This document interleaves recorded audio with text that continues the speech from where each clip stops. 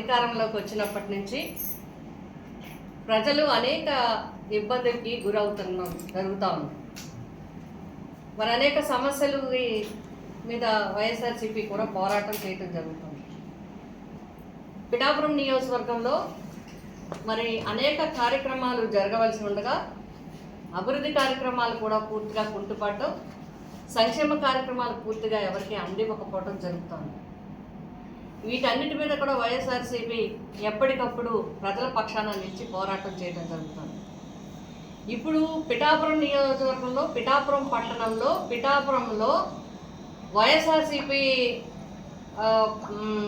ప్రభుత్వం అధికారంలో ఉండగా జగన్మోహన్ రెడ్డి గారు పేదలందరికీ ఇళ్ళు ఇవ్వాలనే సంకల్పంతో ఎక్కడెక్కడో అపార్ట్మెంట్లు కట్టి కాకుండా ప్రతి ఒక్కరికి కూడా, అది పట్టణమైనా లేకపోతే పల్లె అయినా సరే, ఒకరికి పట్టణంలో 1 సెంటు, పల్లెటూరులో సెంటున్నర చొప్పున ఇండివిజువల్గా పట్టాలు ఇచ్చే కార్యక్రమానికి శ్రీకారం చుట్టి రాష్ట్ర వ్యాప్తంగా కూడా వేలాది ఎకరాలు కొని రైతుల దగ్గర నుంచి తీసుకొని పేదలందరికీ కూడా పట్టాలని ఇవ్వటం జరిగింది.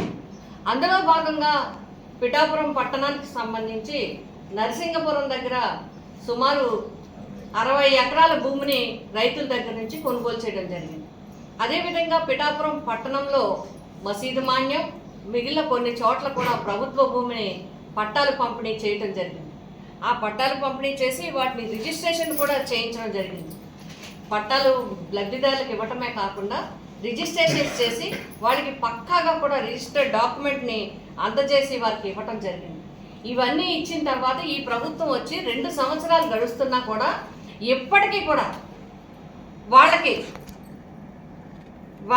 ఇల్లు శాంక్షన్ చేయడం కానీ, గృహ నిర్మాణానికి ముందుకు రావటం కానీ, వాళ్ళ పట్టాలు వాళ్ళకి ఏర్పాటు చేయి అంటే గవర్నమెంట్ జగన్ గారు ప్రభుత్వం ఉన్నప్పుడే, జగన్ గారు ముఖ్యమంత్రిగా ఉన్నప్పుడే వాటికి మరి ఎవరికి వాళ్ళకి పట్టాలు ఇవ్వటం, అదేవిధంగా వాటిని కొన్ని చోట్ల ఫిల్లింగ్ చేయవలసి ఉండటం వల్ల ఇంకా అందరూ కట్టుకోలేకపోయారు.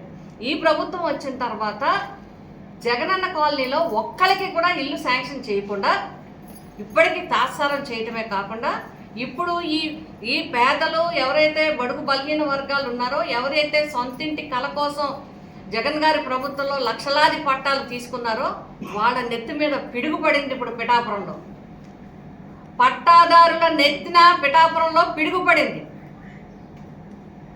5 ఎకరాల భూమిలో ఎవరూ లేరు అని చెప్పి దానికి కాకినాడలో శాంక్షన్ అయిన ఆయుష్ కాలేజీకి ఇక్కడ ఈ 5 ఎకరాలు కూడా ఆయుష్ కాలేజీకి ఇచ్చేయచ్చని చెప్పి ఒక ప్రపోజల్ మరి ప్రభుత్వానికి పంపించడం జరిగింది. అంటే దీని గురించి కూడా ఒక విషయం మాట్లాడాల్సిన అవసరం ఉంది.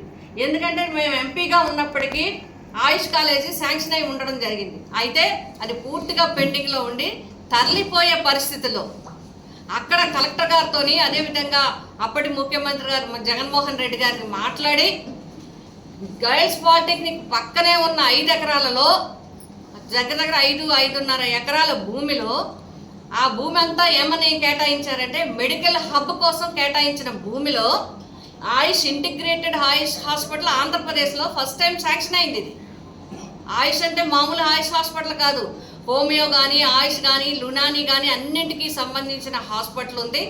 దాంతోపాటు అటాచ్డ్గా కాలేజ్ వస్తుందని చెప్పి ఆ రోజు మాట్లాడి భూమి కేటాయించి హాస్పిటల్ నిర్మాణం చేయించడం జరిగింది. నిర్మాణం పూర్తయి 2 సంవత్సరాలు అవుతుంది, ఓపెన్ చేయలేదు, రోగులకి హాస్పిటల్ అందుబాటులోకి తీసుకురాలేదు. కావాలని దారి వంక పెట్టి దాన్ని ఎటు కాకుండా చేసే పరిస్థితి ఉంది. దాని మీద లోకల్గా కూడా అందరూ పోరాటం చేయడం జరుగుతుంది. ఇది ఇలా ఉండగా ఈ గర్ల్స్ పాలిటెక్నిక్ ఎప్పుడో ఎన్నో సంవత్సరాల కిందట ఏర్పాటై ఆంధ్రప్రదేశ్ రాష్ట్రంలోనే అత్యున్నత స్థాయిలో నడుస్తున్న గర్ల్స్ పాలిటెక్నిక్కి ఆయుష్ హాస్పిటల్కి మధ్యలో ఉన్న స్థలాన్ని టూరిజం వారి అమ్యూజ్మెంట్కి కేటాయించడం అనేది, దాన్ని కూడా కాకినాడలో అందరూ కూడా తీవ్రంగా ఖండించడం జరుగుతుంది. అది అంటే మన వర్మ సోదరుడికి ఆయనకి అదృష్టం, కానీ మేము మాట్లాడడం రావడం మాకు దురదృష్టం. ఎందుకంటే ఆ వ్యక్తి కేటాయించబడిన వ్యక్తి ఆయన కావటం, అక్కడ ఆ ల్యాండ్ ఇవ్వటం, రెండింటికి మధ్యలో ఆ ల్యాండ్ ఇవ్వటం కోసం ఆ కాలేజీని తీసుకొచ్చి పిఠాపురంలో ఇవ్వటం. పిఠాపురం కాలేజీ కావాలంటే పెట్టచ్చు, మాకేం అభ్యంతరం లేదు. మీరు పిఠాపురంలో పెట్టినా పర్లేదు, పెద్దాపురంలో పెట్టడం పర్లేదు, సామలకోటలో పెట్టినారు. కానీ ఎప్పుడు హాస్పిటల్కి అటాచ్మెంట్ ఏది ఉంటుంది, మెడికల్ హాస్పిటల్కి మెడికల్